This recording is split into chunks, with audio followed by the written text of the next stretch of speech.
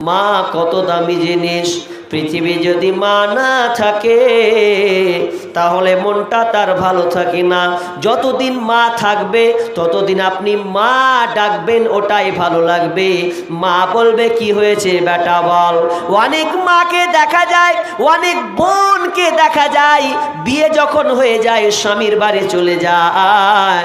স্বামীর বাড়ি যাওয়ার পর বারে বারে মায়ের মুখখানা দেখতে আসে যে মাকে আমি দেখতে যাব।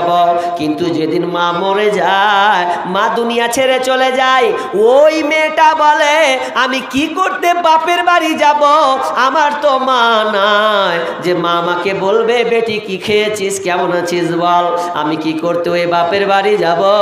যে মায়ের মুখ দেখলে আমার মুখ ঠান্ডা হয়ে যেত।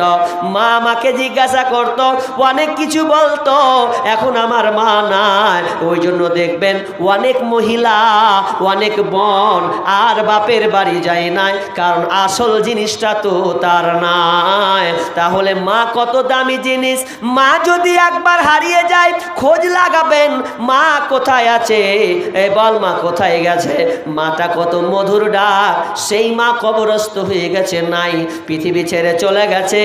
কোন কি আল্লাহর বান্দা আছেন, কোন কি আমার মা আছেন, কোন কি বোন আছেন, সে মায়ের কথা মনে করে, সে মায়ের কথা মনে করে আজকে আপনি এই কবরস্থানে দেবেন।